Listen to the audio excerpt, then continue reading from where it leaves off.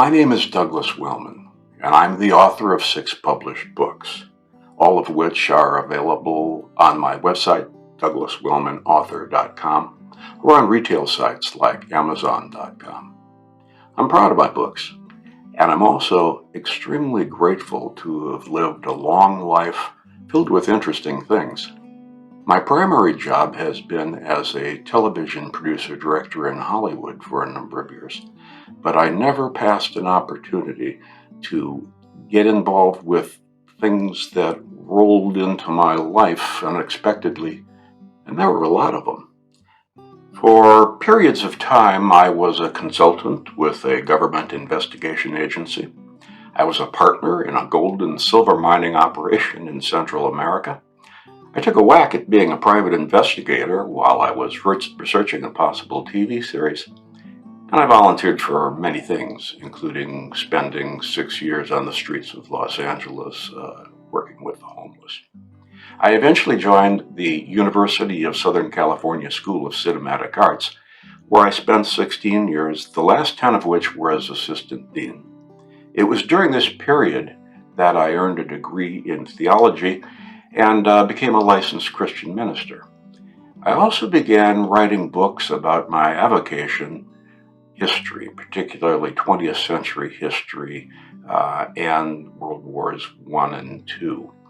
Since retiring from USC, I've divided my time between writing historical biographies and working as a chaplain at a local hospital. I sometimes run into people who have not seen for many years. When they ask what I'm doing and I tell them a chaplain, the frequent response is, "You're a what?" So it usually requires a little explanation.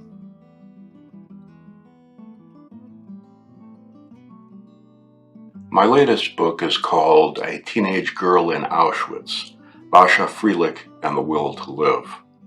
It's the true story of a 14-year-old Polish girl who was sent by the Nazis to the Auschwitz concentration camp for no reason other than she was Jewish. It's a remarkable story because of the courage and willpower exhibited by Basha.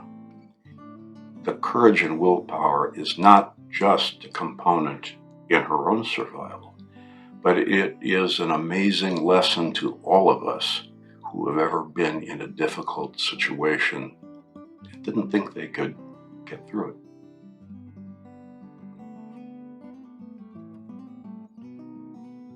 I didn't go looking for Basha's story, it came to me.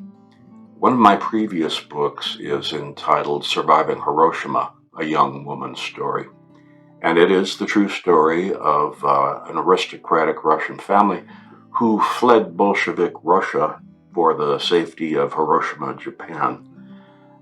It's told by the daughter, young Crear, and she describes how they set up a new life in Japan, very happy life, only to have everything vaporized on August 6, 1945, with the detonation of the first atomic bomb. Crear's story and how she handled the horror of that situation is absolutely remarkable.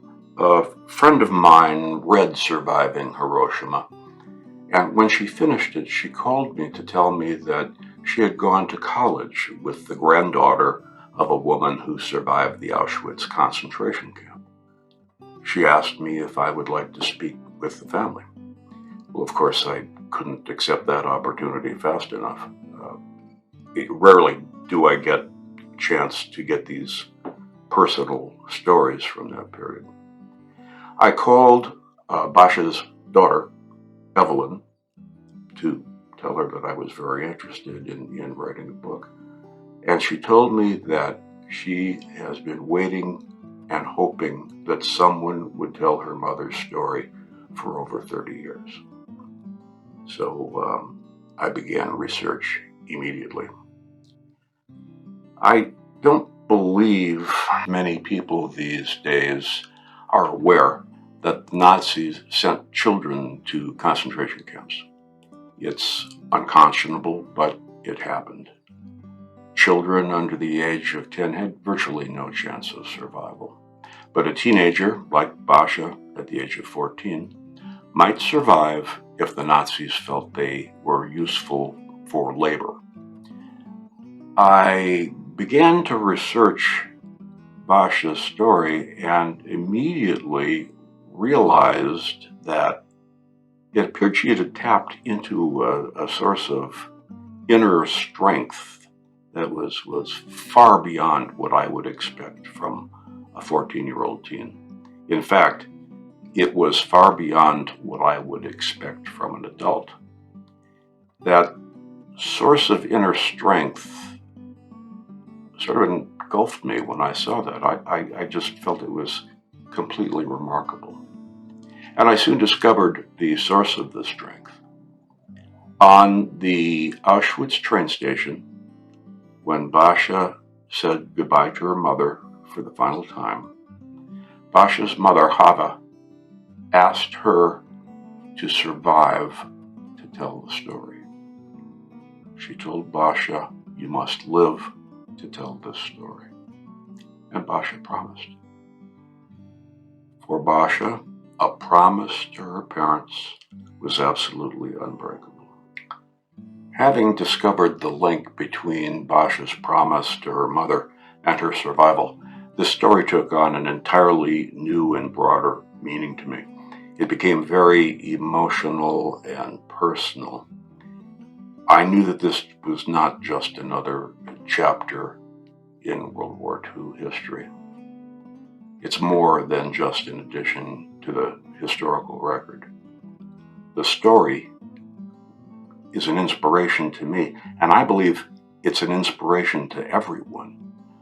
Whether it's young people, teenagers just starting out in life with a certain amount of normal insecurity, or adults who have hit a major life crisis.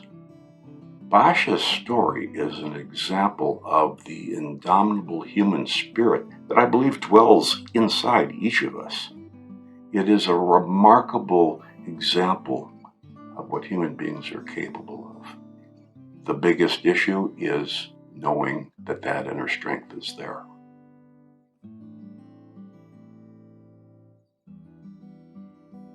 After World War II, Basha and her husband Samuel emigrated to the United States with virtually nothing more than the clothes on their backs. They had some family here that helped them get started, but they were soon on their way on their own, working toward what we used to call the American dream. And here Basha's inner strength showed up again. They became successful business people and had wonderful children. At this point, Basha decided it was time to move aggressively with fulfilling that promise to her mother and to tell their story. She began by speaking at various civic events where people would be interested in learning about the Holocaust. But she also did recorded interviews with Gratz College and the University of Southern California Shoah Foundation. And those recordings became the basis for my book. They provided sort of the backbone and the timeline. Now, I've been a historian for well over 40 years, particularly in this period of World Wars I and II. And I have a great many volumes of books 10 steps from my office.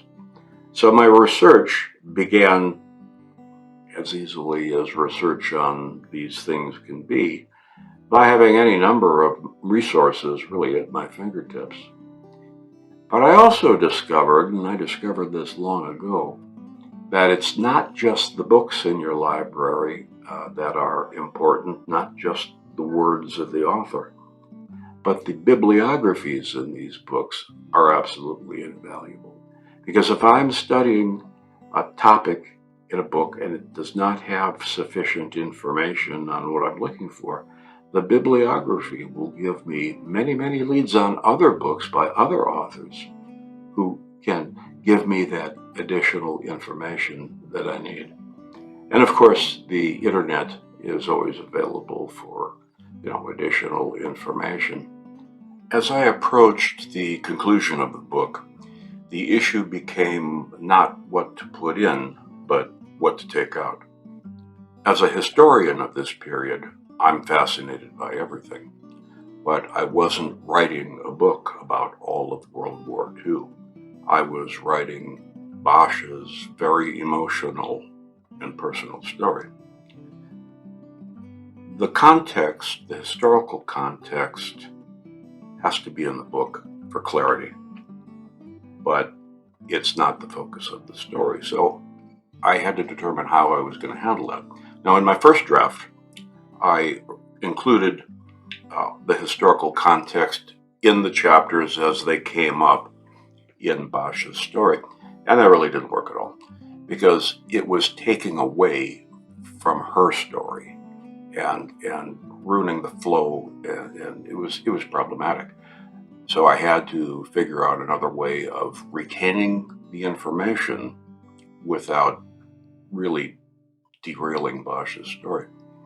And ultimately, I decided that at the end of each chapter, I would put the historical context there. So when there was something in the book that people might not understand context-wise, it's only a few pages away from Basha's story. And I found that that's worked very well. It's easy for people to look up the information, and it doesn't detract from Basha's story in any way.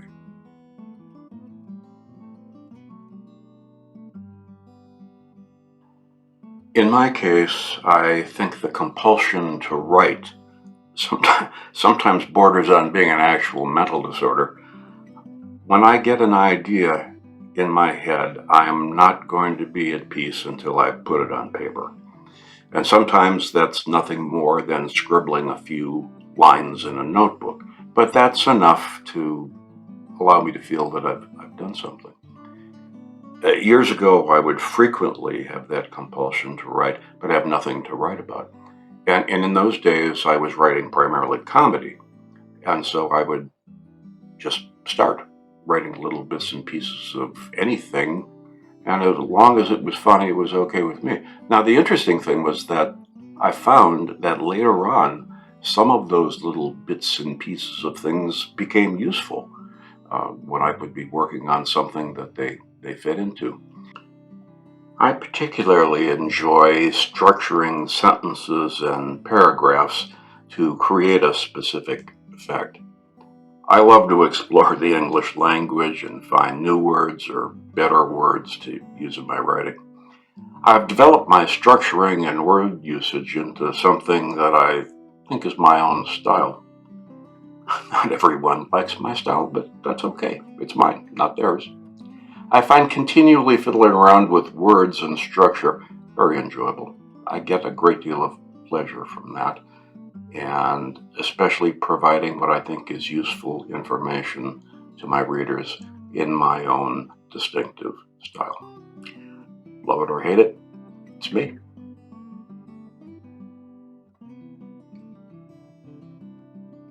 If one wants to write a book, or anything else for that matter, the most important thing you can do is sit down and write.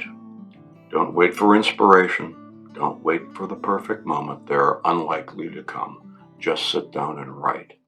It doesn't matter if it's not good. It probably won't be. It might be complete garbage, but it doesn't matter, because you're going to rewrite it anyway, perhaps many, many times. But you can't rewrite nothing. You have to have something. So my advice is just write. The other thing is, I feel that writer's block, for example, is really nothing more than a fear response. We are frequently afraid that our work won't be good enough. Well, again, you're going to rewrite it anyway. I have not been troubled by anything that I would call writer's block since the days when I wound sheets of white paper into a typewriter. Just write. It's a lot easier these days with the computer. I don't end up in a pile of wads of paper up to my neck. But the premise is the same. Just write. Just write.